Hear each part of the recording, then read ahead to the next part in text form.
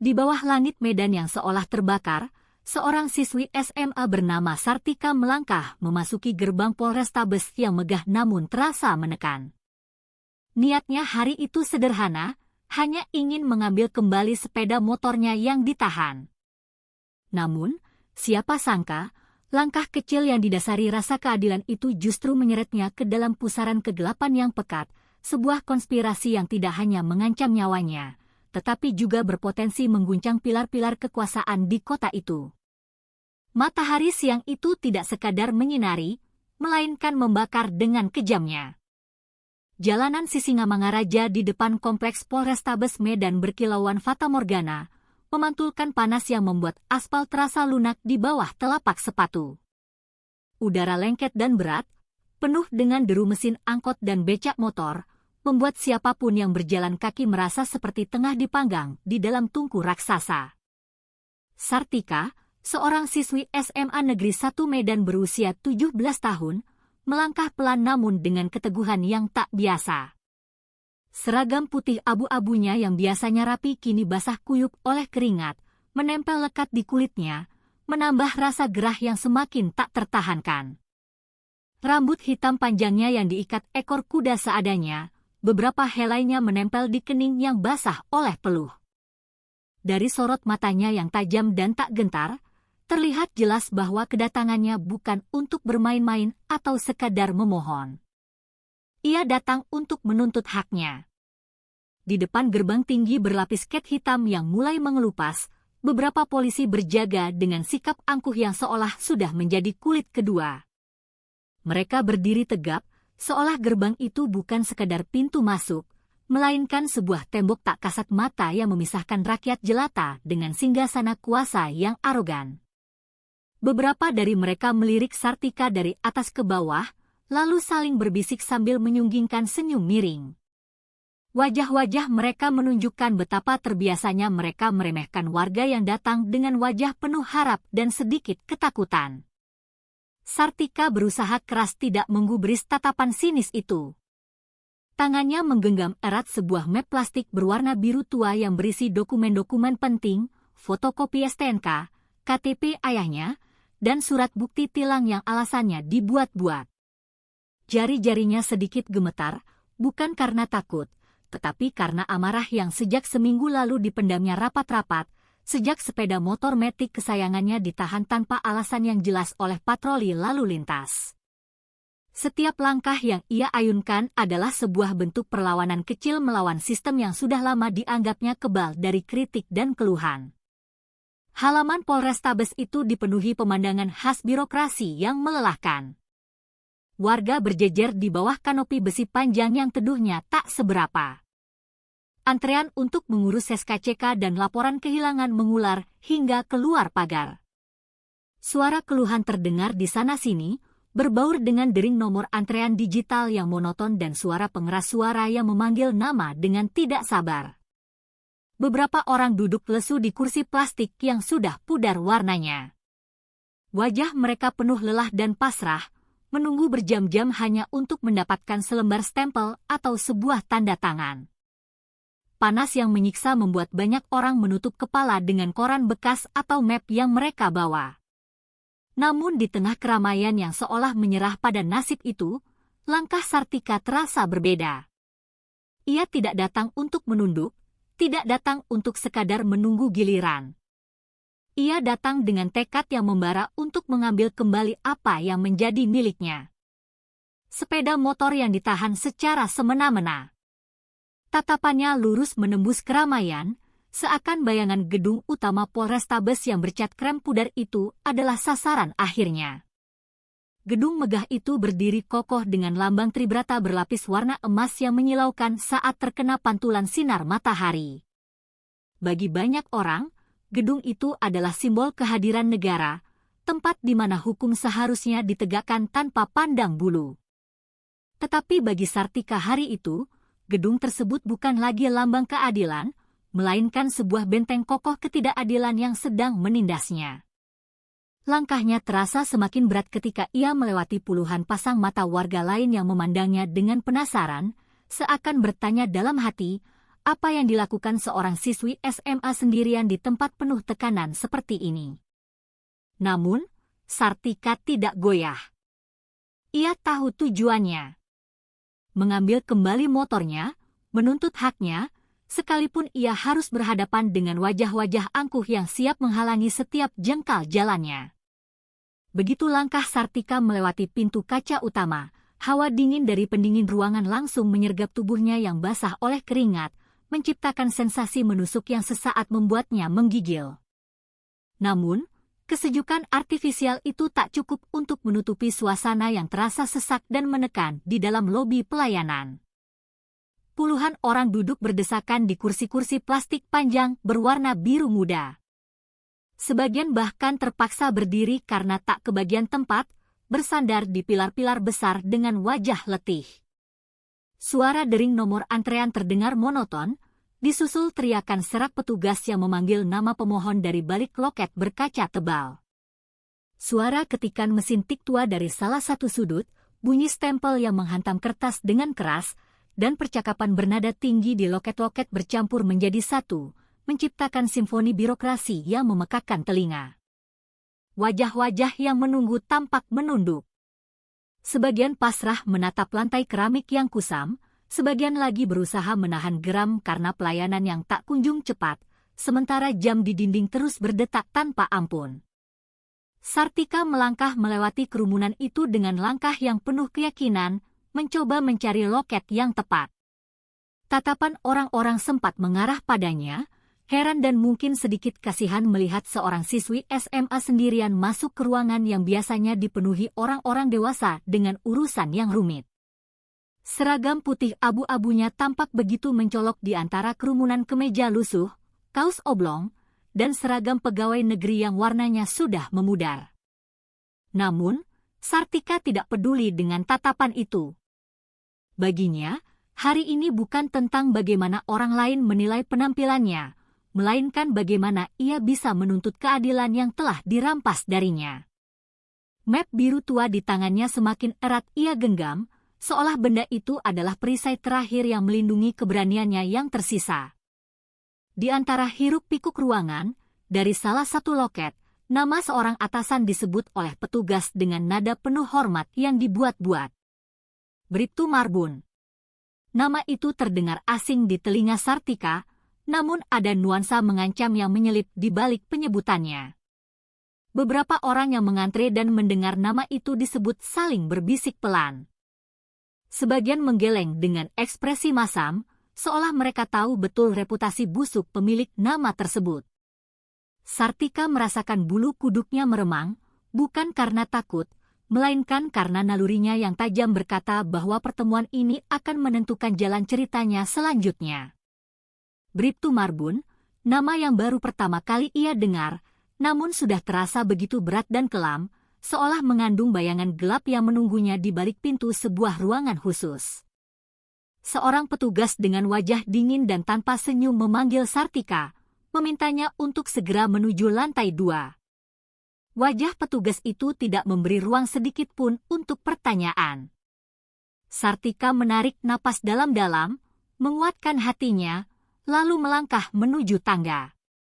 Suara bising dari ruang pelayanan perlahan meredup seiring langkahnya menaiki anak tangga, digantikan oleh kesunyian yang justru terasa jauh lebih menekan. Di lantai 2, suasananya sangat berbeda. Tidak ada antrean panjang, tidak ada kursi plastik yang berjejer. Hanya sebuah lorong sepi dengan lampu neon putih yang cahayanya terasa menusuk mata dan membuat segalanya tampak pucat. Jantung Sartika berdegup lebih kencang. Ia sadar, urusannya berbeda dari semua orang yang duduk pasrah di lantai bawah. Mereka datang untuk mengurus surat-surat, sedangkan ia datang untuk mengambil kembali motornya dari cengkeraman oknum. Namun lebih dari itu, ia merasa langkahnya ini akan membuka sebuah bab baru yang jauh lebih berbahaya dari sekadar berbelitnya birokrasi. Sebuah bab di mana nama Bribtu Marbun menjadi gerbang menuju sebuah kebenaran yang pahit dan mengerikan. Ruang kerja Bribtu Marbun terasa berbeda dibanding ruang pelayanan publik di lantai bawah. Lampu neon putih yang tergantung di langit-langit menerangi setiap sudut ruangan, namun cahaya itu justru menambah kesan kaku, dingin, dan tidak bersahabat. Sebuah meja kayu besar yang penuh dengan tumpukan berkas menutupi hampir separuh ruangan, dan di atasnya, sebuah cangkir kopi hitam dibiarkan setengah dingin, meninggalkan noda lingkaran coklat di atas alas kertas. Di balik meja besar itu, duduklah Bribtu Marbun. Sosoknya berperawakan gempal, kepalanya botak licin, dengan wajah yang memancarkan arogansi yang kental. Cahaya lampu membuat kepalanya yang plontos berkilat, menambah kesan menyeramkan pada penampilannya.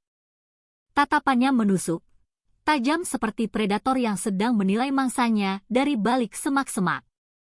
Sartika duduk di kursi plastik yang diletakkan di seberang meja. Tubuhnya sedikit kaku, namun matanya tetap berusaha menahan sorot keberanian, menolak untuk terlihat gentar. Marbun membuka map biru tua yang dibawa Sartika dengan gerakan malas dan meremehkan. Jari-jarinya yang tebal dan kasar menyisir lembaran-lembaran dokumen tanpa benar-benar membacanya. Sesekali ia mendengus pelan, seolah semua yang tertulis di atas kertas itu tidak ada artinya sama sekali di hadapan kuasanya yang tak terbatas. Waktu terasa berjalan sangat lambat, hanya suara kertas yang dibolak-balik yang terdengar di antara keheningan yang mencekam. Sartika mencoba untuk tetap tenang, kedua tangannya mengepal erat di atas pangkuan, menunggu kata-kata pertama yang akan keluar dari mulut pria itu. Namun, jauh di dalam dirinya, firasat buruk mulai tumbuh dan merayap seperti ular dingin. Sorot mata Marbun bukanlah sorot mata seorang penegak hukum yang bertugas melayani, melainkan sorot mata seorang penguasa kecil yang terbiasa mempermainkan nasib orang lain demi keuntungan pribadi. Akhirnya, Marbun meletakkan berkas itu di atas meja dengan kasar, menimbulkan suara debuman pelan. Ia menatap Sartika dari atas ke bawah dengan ekspresi sinis yang tak disembunyikan. Senyum tipis yang lebih mirip seringai terukir di bibirnya. Bukan senyum ramah, melainkan senyum yang mengandung ejekan dan ancaman tersembunyi. "Kalau mau ambil motormu," ucapnya dengan nada datar namun penuh tekanan, "bayar 2 juta." Kata-kata itu meluncur seperti peluru, menghantam dada Sartika tanpa ampun. Suaranya tidak keras, namun dingin dan penuh keyakinan, seolah permintaan itu adalah hal paling wajar di dunia. Tidak ada sedikit pun rasa bersalah atau keraguan dalam nada bicaranya. Hanya keyakinan mutlak seorang aparat yang merasa dirinya kebal dari hukum dan etika. Sartika terdiam sejenak, tubuhnya menegang. Di kepalanya, kilasan tentang kerja keras ayahnya sebagai seorang prajurit, tentang keringat rakyat kecil yang diperas tanpa ampun oleh oknum-oknum seperti ini, berputar cepat seperti film rusak. 2 juta rupiah bukanlah jumlah yang kecil bagi seorang siswi SMA. Dan cara Marbun mengucapkannya membuat seolah-olah motor itu bukan barang sitaan, melainkan barang rampasan yang harus ditebus dengan uang haram. Jantung Sartika berdegup kencang, darahnya terasa mendidih hingga ke ubun-ubun. Namun di wajahnya, ia berusaha keras menahan ekspresi, menolak untuk menunjukkan kelemahan. Inilah awal dari benturan yang lebih besar. Sartika sadar, ia sedang berhadapan dengan seorang oknum bejat yang menjadikan kekuasaan sebagai senjata untuk menindas yang lemah. Dan setiap kata yang keluar dari bibir Bribtu Marbun hanyalah jerat yang siap menjerumuskannya ke dalam jurang keputusasaan. Sartika membeku sejenak setelah mendengar ucapan itu. 2 juta rupiah. Angka yang keluar begitu saja dari mulut Bribtu Marbun terasa seperti tamparan keras yang tak terlihat, mendarat telak di pipi seorang siswi SMA yang bahkan belum memiliki penghasilan sendiri. Dadanya naik turun, napasnya sedikit tersengal menahan amarah yang membuncah. Dalam benaknya, motor itu adalah hasil jerih payah keluarganya, simbol dari keringat yang diperas setiap hari, bukan sekedar barang tebusan yang bisa ditukar dengan uang kotor. Sorot matanya yang awalnya sedikit ragu kini berubah menjadi tajam, berkilat penuh keberanian yang jarang dimiliki oleh anak seusianya.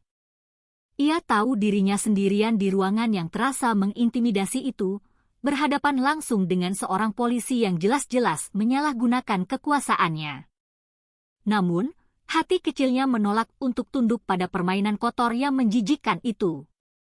Dengan suara yang sedikit gemetar namun syarat dengan ketegasan, Sartika akhirnya membuka suara. "Saya tidak punya uang. Motor itu milik saya, Pak, bukan barang tebusan," ucapnya dengan lantang. Kalimat itu membuat ruangan yang tadinya sunyi senyap terasa bergetar.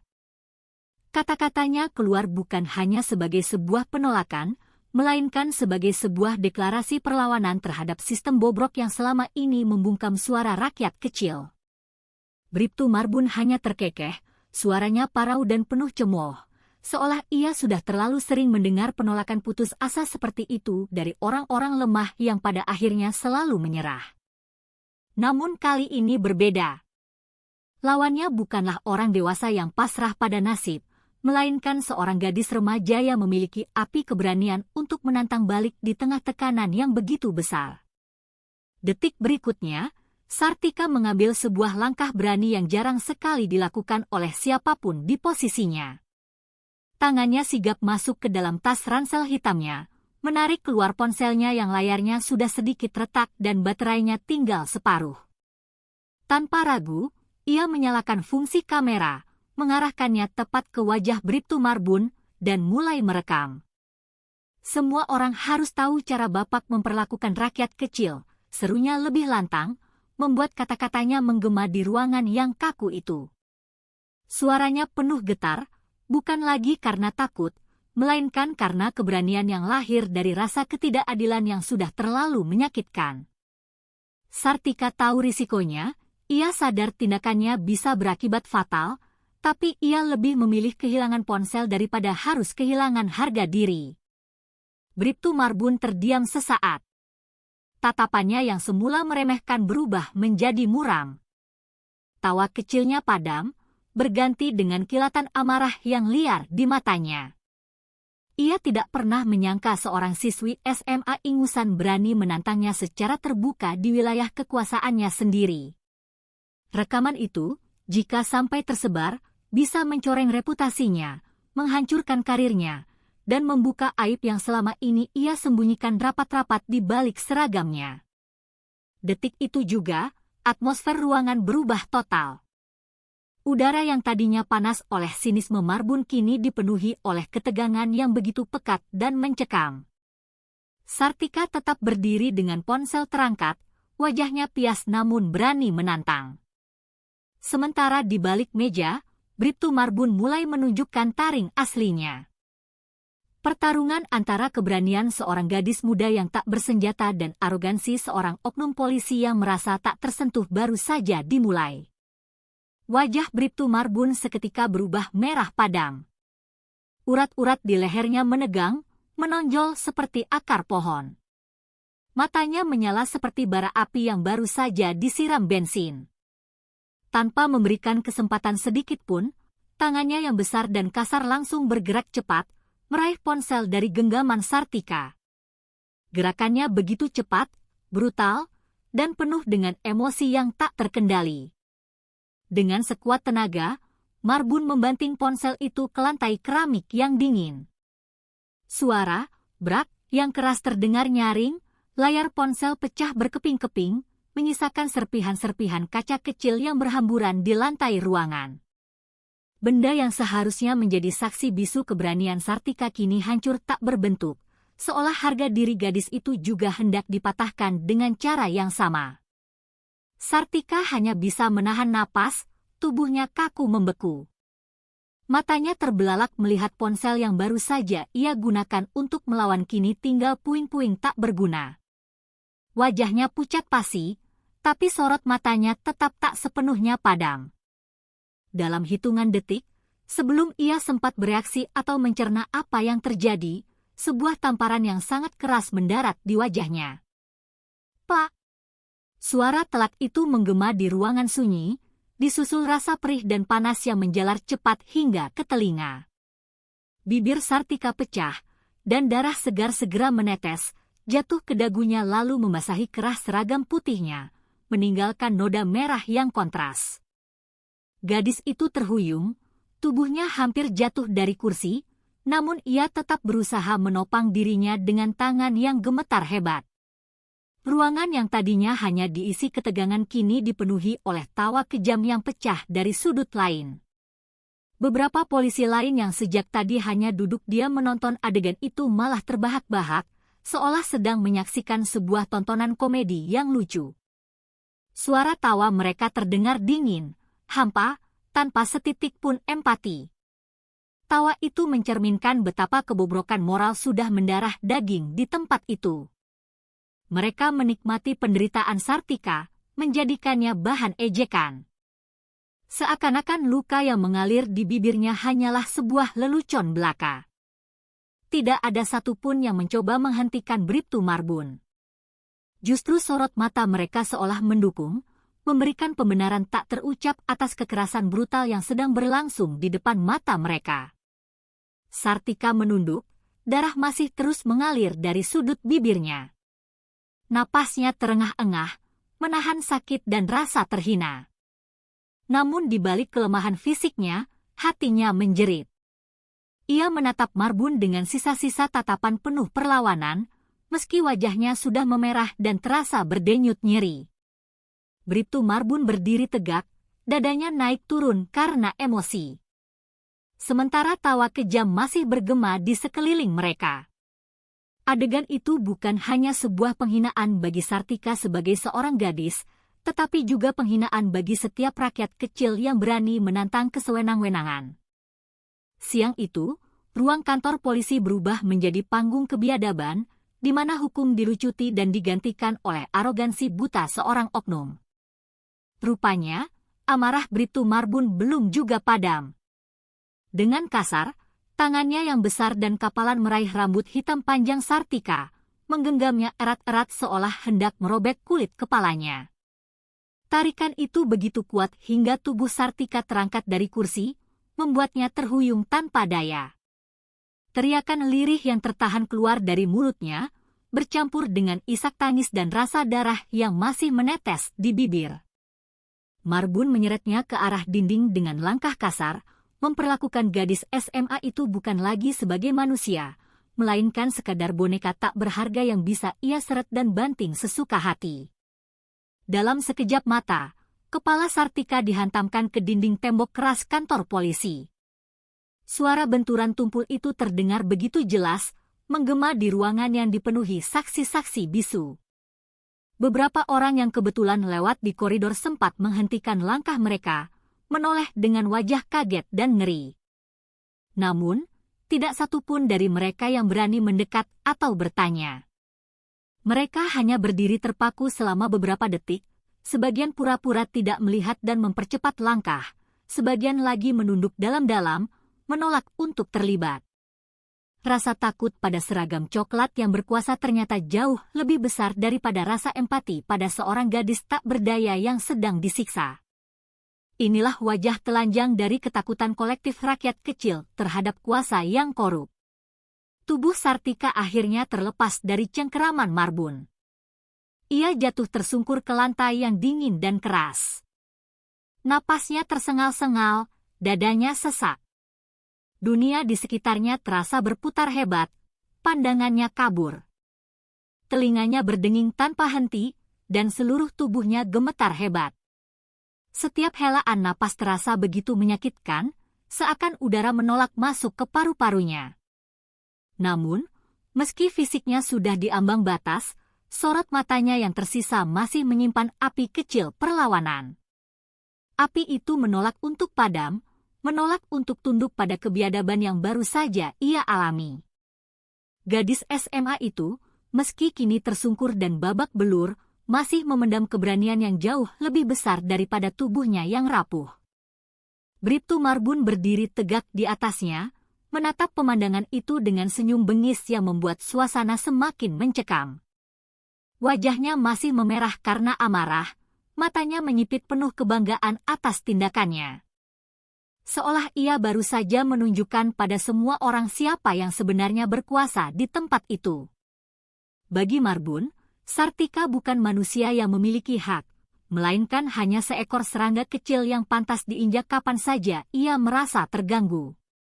Tawa kejamnya kembali terdengar, kali ini lebih keras, bergabung dengan suara tawa tertahan dari polisi-polisi lain yang masih menonton. Ruangan kantor polisi yang seharusnya menjadi benteng keadilan bagi warga, hari itu telah berubah menjadi arena penyiksaan terang-terangan, dan semua orang yang ada di sana memilih untuk bungkam, seakan ketakutan jauh lebih berharga daripada kebenaran. Di ruang rawat kelas 2 Rumah Sakit Umum Pusat Haji Adam Malik, Sartika terbaring lemah di atas ranjang putih. Selang infus bening menempel di punggung tangannya, mengalirkan cairan nutrisi ke dalam tubuhnya yang ringkih. Wajahnya penuh dengan luka lebam kebiruan. Bibirnya bengkak dan pecah, darah kering masih menempel di sudutnya.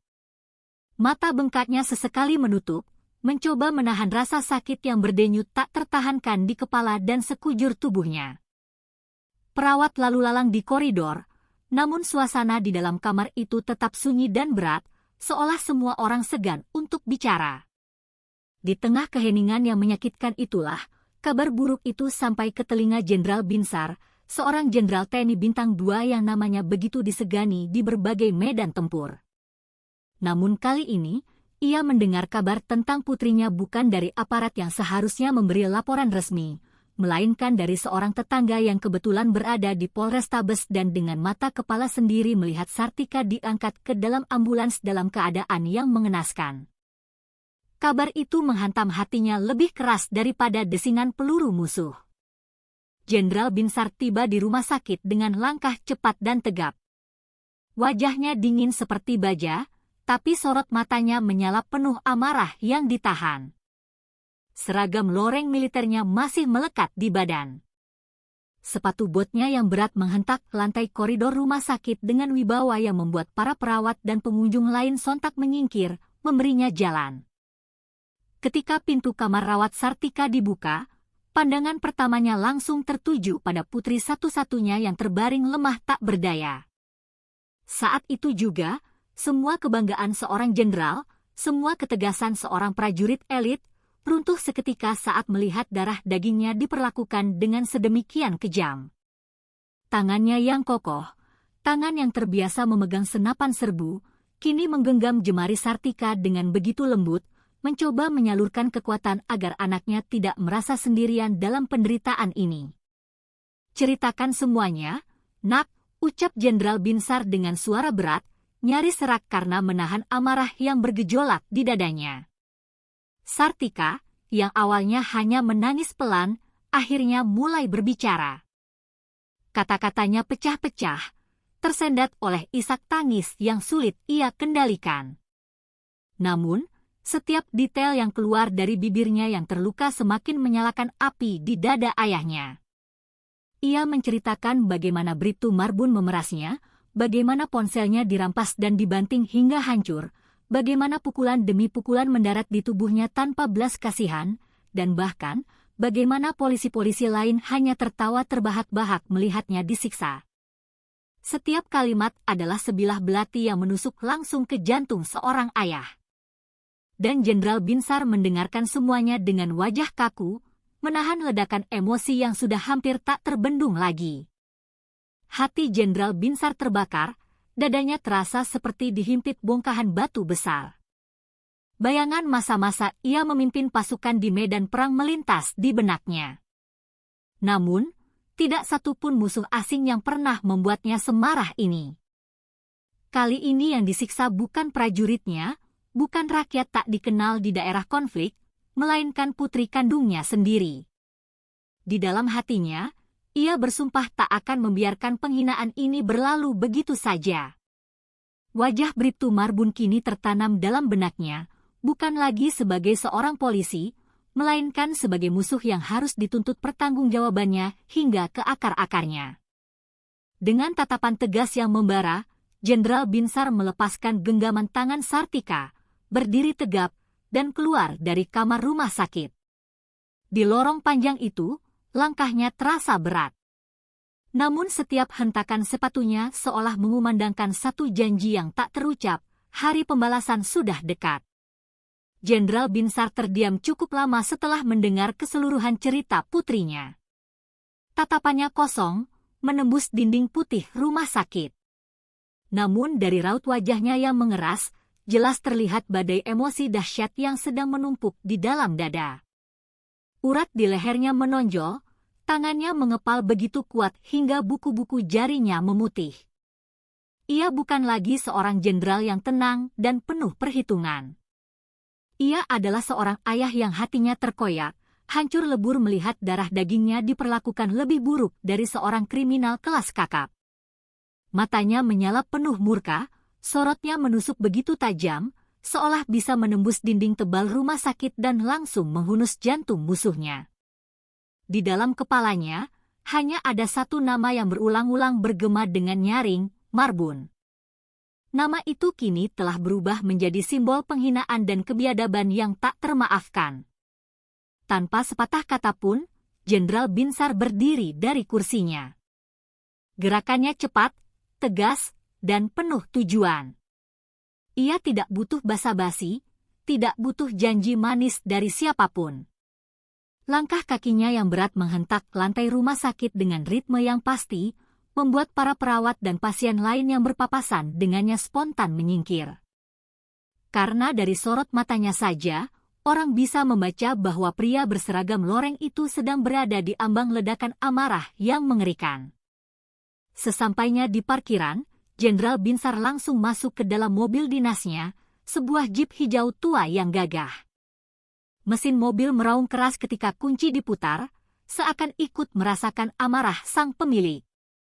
Dalam hitungan detik, mobil itu melaju kencang, meninggalkan pelataran rumah sakit, membelah jalanan kota Medan yang padat tanpa peduli pada klakson dan tatapan kaget orang lain yang terkejut melihat laju kendaraannya yang nekat. Perjalanan menuju Polrestabes menjadi ajang bagi Jenderal Binsar untuk menahan dirinya agar tidak meledak terlalu cepat. Tangannya menggenggam erat setir, otot-otot lengannya menegang, napasnya terdengar berat dan terengah. Ia adalah seorang prajurit yang terbiasa menghadapi tekanan paling ekstrim. Namun kali ini berbeda. Ini bukan musuh di medan perang, bukan pasukan asing yang mengancam kedaulatan. Ini adalah aparat dari bangsanya sendiri yang telah berani menyentuh dan merendahkan putri kandungnya. Baginya, ini bukan sekadar kasus penganiayaan biasa. Ini adalah sebuah penghinaan terhadap kehormatan keluarganya, sebuah luka yang tidak bisa ditebus dengan permintaan maaf atau uang ganti rugi. Kehormatan keluarganya telah diinjak-injak, dan sebagai seorang ayah sekaligus seorang jenderal, ia tidak bisa membiarkan hal itu berlalu tanpa perhitungan. Gedung Polrestabes yang megah dengan cat krem dan kaca-kaca mengkilap tampak semakin dekat. Namun bagi Jenderal Binsar, gedung itu tidak lebih dari sekadar sebuah kotak kosong yang sedang menunggu untuk diguncang hingga ke fondasinya. Amarahnya membuat bangunan yang selama ini dipandang sebagai lambang supremasi hukum terlihat kecil, rapuh, dan tidak berarti. Tatapannya lurus ke depan, penuh tekad baja. Ia tahu, begitu kakinya menginjak halaman kantor polisi itu, tidak ada lagi ruang untuk mundur. Hari itu, bukan lagi hari seorang jenderal TNI datang sebagai pejabat negara. Melainkan hari seorang ayah datang untuk menuntut balas atas penghinaan terhadap darah dagingnya. Mobil dinas Jenderal Binsar berhenti mendadak di depan gerbang utama Polrestabes Medan. Suara decit rem yang tajam membuat beberapa orang yang sedang mengantre di pos jaga menoleh dengan kaget. Tanpa membuang waktu sedetik pun, Jenderal Binsar turun dari mobil dengan langkah lebar dan mantap. Wajahnya dingin dan sorot matanya setajam elang. Setiap langkahnya menuju gedung utama seolah menggetarkan tanah, membuat para polisi penjaga di gerbang hanya bisa terpaku, tak berani menghentikan atau bahkan bertanya. Begitu masuk, Jenderal Binsar langsung menembus kerumunan orang di lobi dengan aura mengintimidasi, tidak mempedulikan tatapan heran dari warga dan pegawai yang ada di sana. Napasnya berat, penuh amarah yang ia tahan sekuat tenaga. Tujuannya hanya satu, menemukan Bribtu Marbun dan memaksanya bertanggung jawab atas penderitaan putrinya. Setibanya di lantai 2, Jenderal Binsar mendobrak pintu ruangan Marbun tanpa basa-basi. Suara pintu yang terbanting menghantam dinding bergemuruh keras, membuat beberapa staf di sekitarnya terlonjak kaget. Namun, yang ia temukan justru sebuah ruang kosong. Kursi empuk di balik meja besar itu kosong tak berpenghuni. Berkas-berkas masih menumpuk tanpa tuan, dan cangkir kopi hitam yang tadi dilihat Sartika masih berada di sana, kini benar-benar dingin dan ditinggalkan. Ruangan itu seolah ditinggalkan dengan tergesa-gesa, seolah Marbun tahu badai besar sedang datang untuk menghampirinya. Pemandangan itu justru membuat amarah Jenderal Binsar meledak. Tangannya mengepal, dadanya naik turun. Ruangan kosong itu terasa seperti sebuah ejekan yang sengaja dipasang untuk mempermainkan kesabarannya. Di luar ruangan, polisi-polisi lain sibuk dengan kepura-puraan mereka. Ada yang menunduk dalam-dalam seolah sedang menulis sesuatu yang sangat penting. Ada yang mondar-mandir dengan berkas di tangan, berjalan cepat tanpa tujuan. Padahal jelas, mereka semua hanya berusaha menghindari tatapan Jenderal Binsar. Tidak satupun dari mereka yang berani menatap matanya, apalagi memberanikan diri memberi keterangan kemana Bribtu Marbun pergi. Keheningan yang dipenuhi kepura-puraan itu semakin memicu emosi Jenderal Binsar.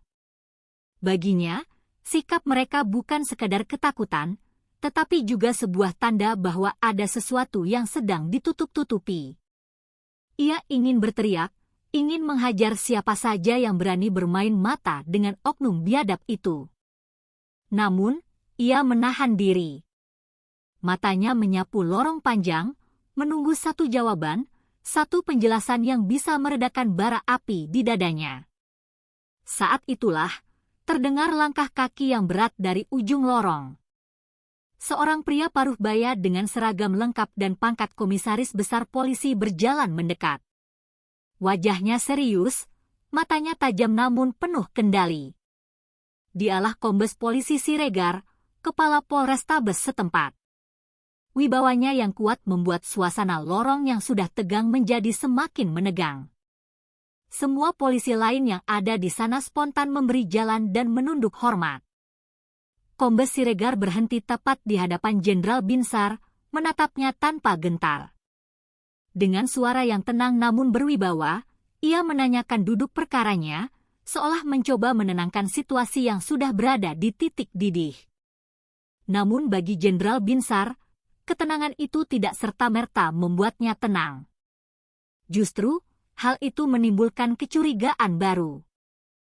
Karena ia tahu, terlalu sering orang-orang seperti Siregar memakai ketenangan sebagai topeng untuk menyembunyikan kebusukan. Ruang kerja Kombes Siregar tampak jauh lebih megah daripada ruangan Bribtu Marbun. Lantai marmernya mengkilap, dindingnya dipenuhi foto-foto resmi bersama para pejabat tinggi, dan meja kerjanya terbuat dari kayu jati besar dengan hiasan ukiran yang elegan. Jenderal Binsar duduk di kursi tamu, tubuhnya masih tegang, sorot matanya masih menyala penuh amarah. Sementara itu, Kombes Siregar duduk dengan tenang di seberangnya, kedua tangannya bertaut rapi di atas meja. Wajahnya menampilkan ekspresi prihatin yang terlatih. Sejak awal percakapan, ia mendengarkan dengan seksama setiap kata yang keluar dari mulut Jenderal Binsar. Ia mengangguk pelan sesekali, seolah benar-benar memahami luka mendalam yang dirasakan seorang ayah. Kata-katanya lembut, suaranya terkendali, sangat kontras dengan ledakan emosi Jenderal Binsar yang masih membara di dalam dada. Ketika Jenderal Binsar selesai menceritakan kronologi penganiayaan yang dialami Sartika, Kombes Siregar menunduk sebentar, lalu menghela napas panjang seolah ikut merasakan beban berat itu. Ia kemudian berkata dengan nada yang sangat meyakinkan, "Saya sangat menyesalkan kejadian ini, Jenderal.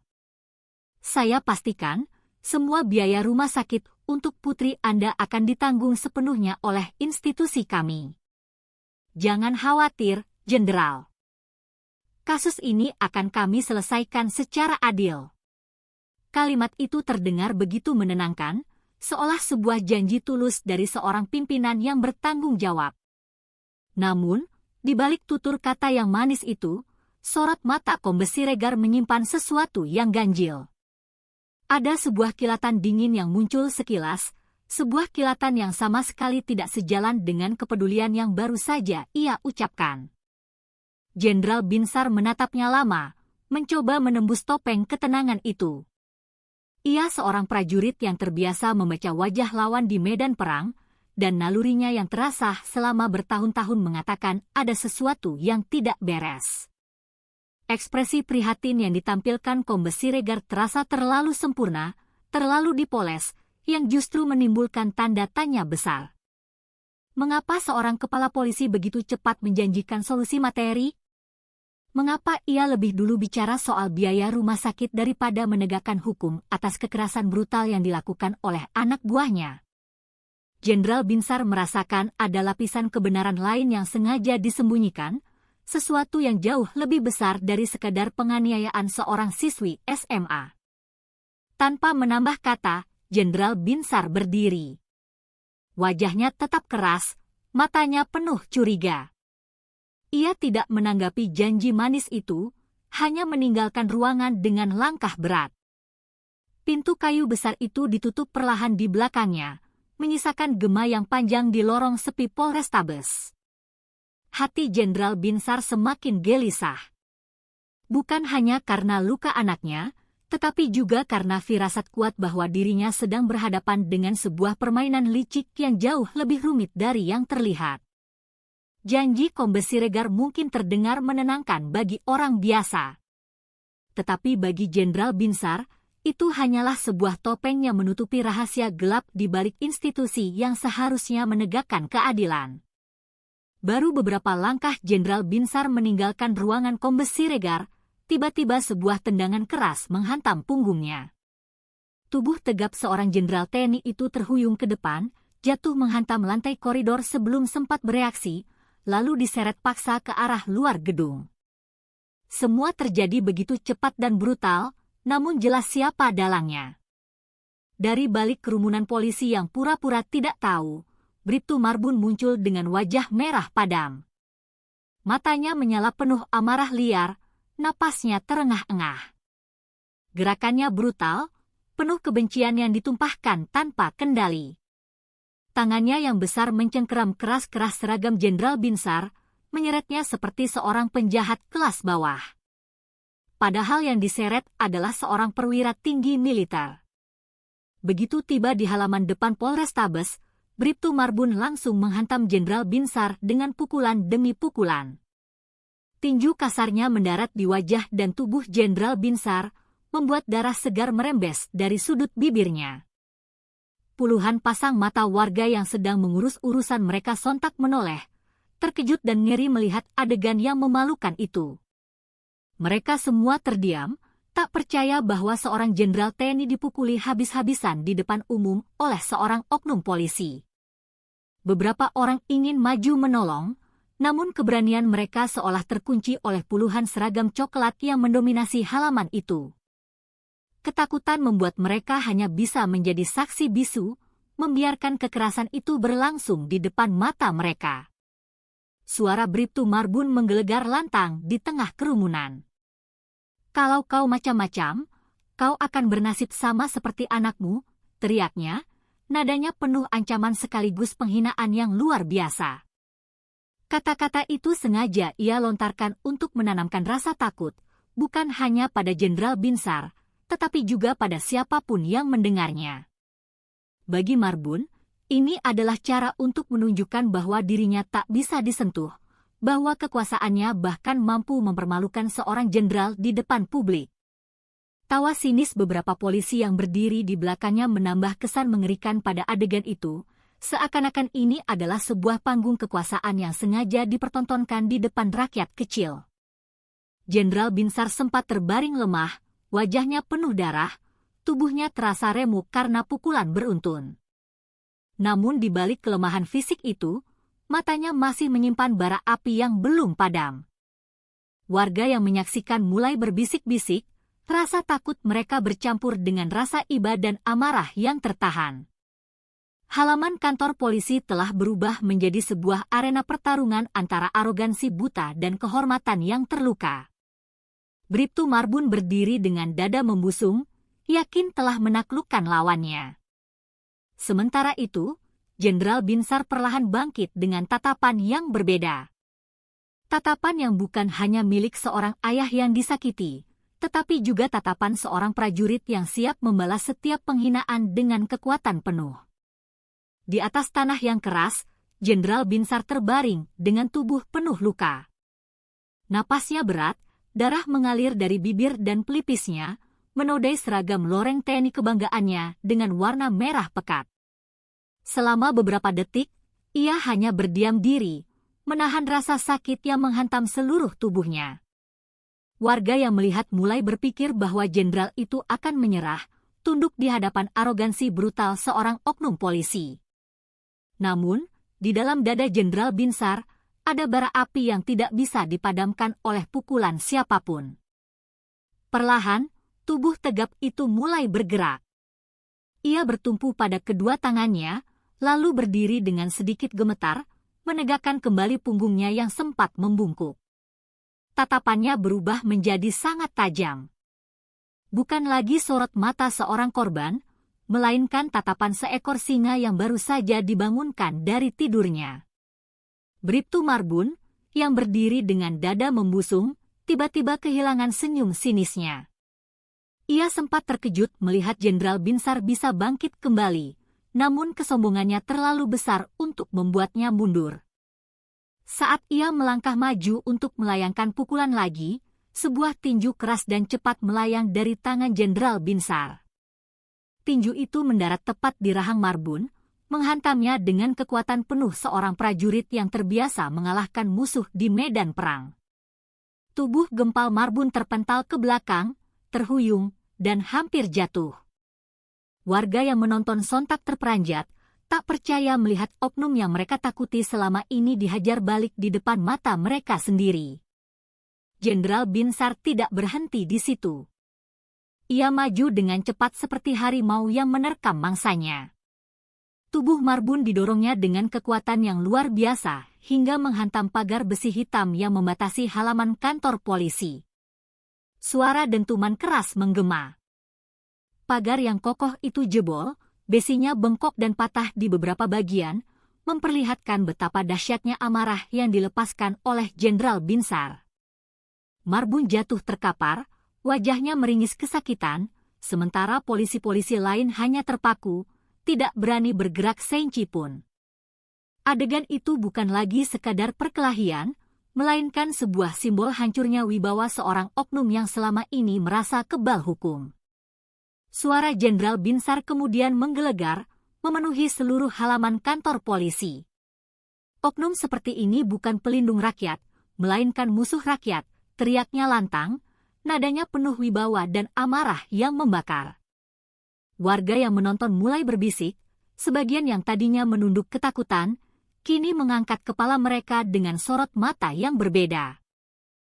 Keberanian Jenderal Binsar seolah menyulut kembali semangat yang sudah lama terkubur di dalam diri mereka, semangat untuk melawan ketidakadilan yang selama ini mereka terima dalam diam. Di tengah siang yang terik itu, halaman kantor polisi berubah menjadi panggung sejarah kecil. Seorang jenderal bangkit bukan hanya untuk membela putrinya, tetapi untuk membela kehormatan seluruh rakyat kecil yang selalu diinjak-injak oleh arogansi kekuasaan. Sorak-sorai warga yang tadi sempat pecah setelah Jenderal Binsar menjatuhkan Bribtu Marbun perlahan mereda. Namun, di tengah riuh rendah itu, ada sebuah gerakan mencurigakan yang luput dari perhatian sebagian besar orang. Beberapa pria berpakaian sipil berdiri di antara kerumunan, memegang ponsel canggih dan kamera kecil yang disembunyikan di balik tas selempang mereka. Mereka tidak ikut bersorak, tidak juga menunjukkan ekspresi terkejut.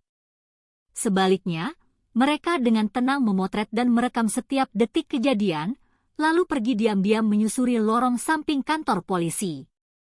Gerakan mereka begitu tenang dan terukur, seolah mereka memang datang bukan sebagai penonton biasa, melainkan sebagai pengawas yang sengaja dikirim untuk memastikan sesuatu.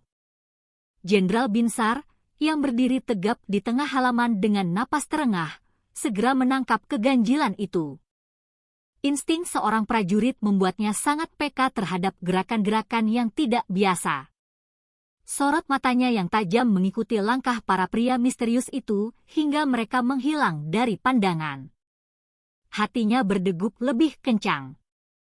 Ia tahu, peristiwa ini tidak akan berhenti hanya pada duel fisik melawan Marbun.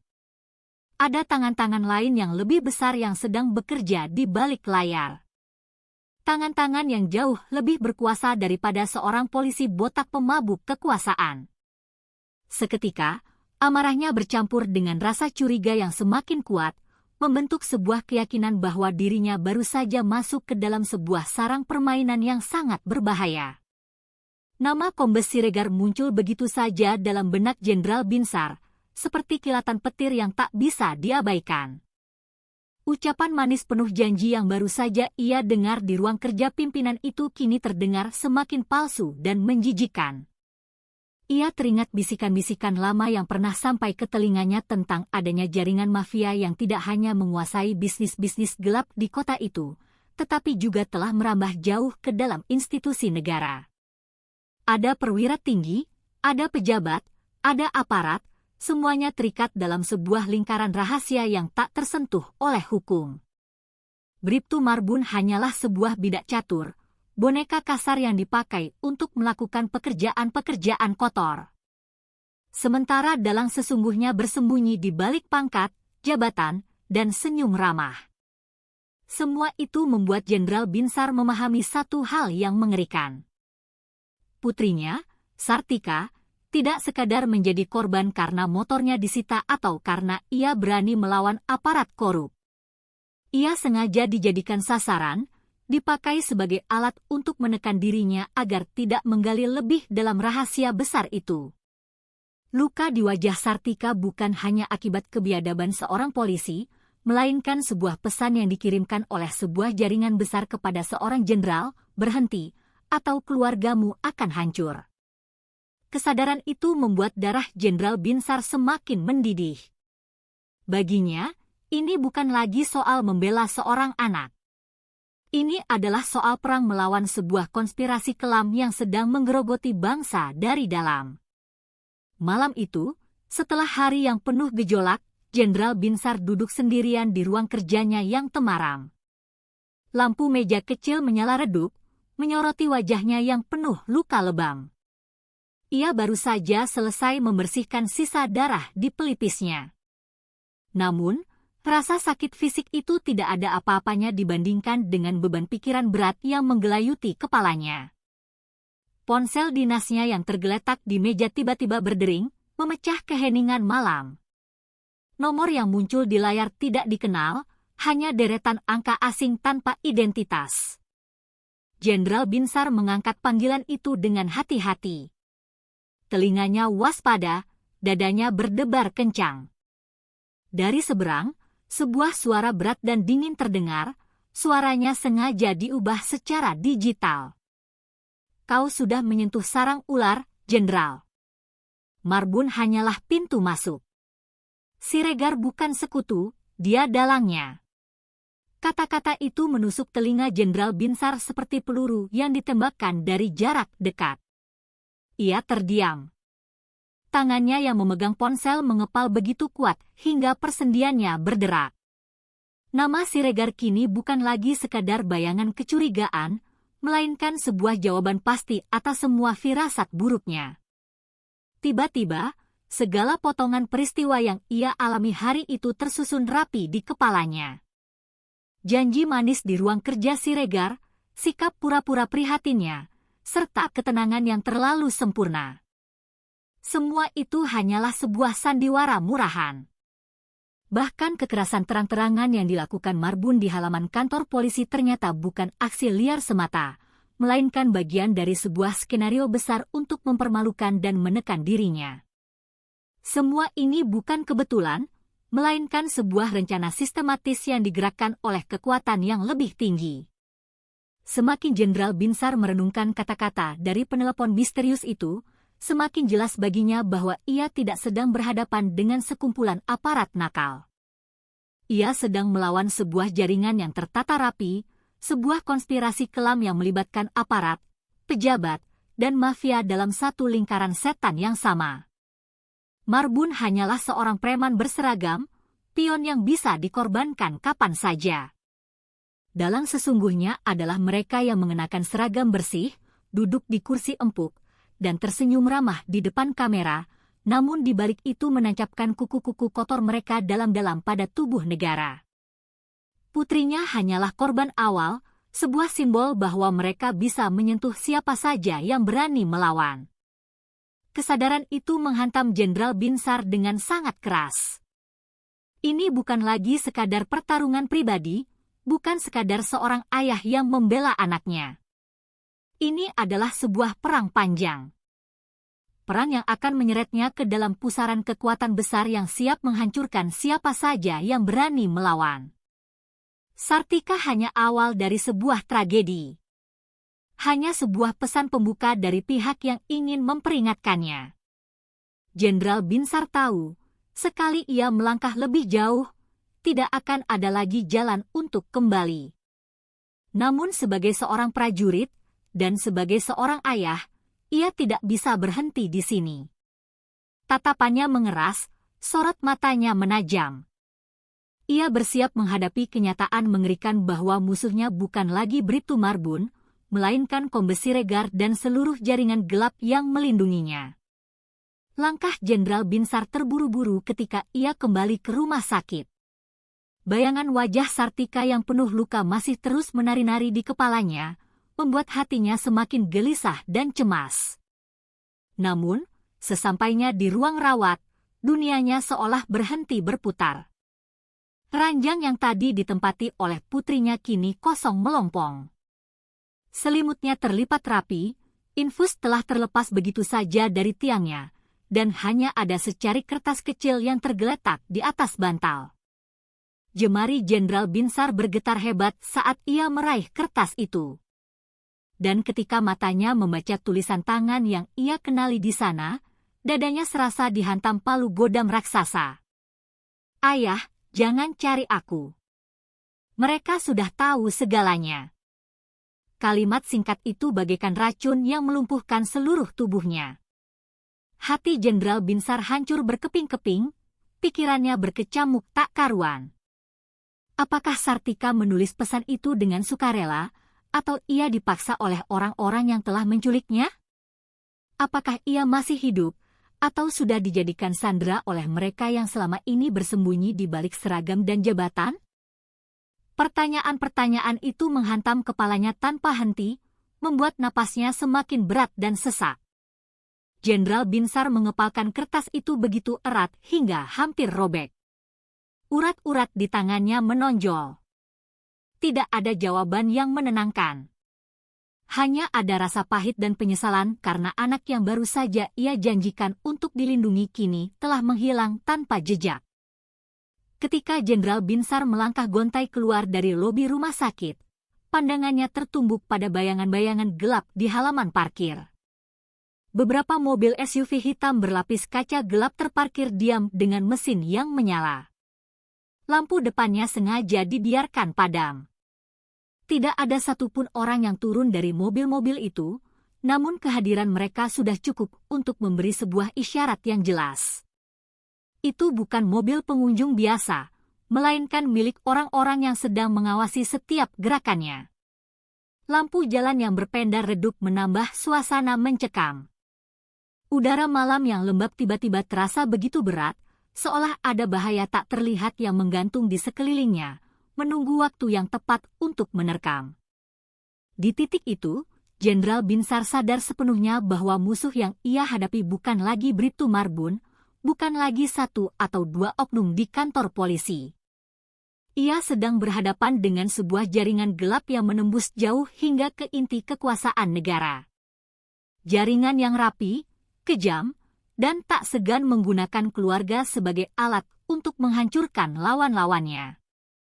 Hilangnya Sartika hanyalah sebuah awal, sebuah pesan mengerikan bahwa perang ini akan jauh lebih panjang dan berbahaya daripada yang pernah ia bayangkan. Dengan mata tajam yang berkilat di bawah cahaya lampu jalan, Jenderal Binsar berdiri membeku, menggenggam kertas itu erat di tangannya. Cerita pun menggantung, meninggalkan sebuah misteri yang membakar. Siapa sebenarnya dalang di balik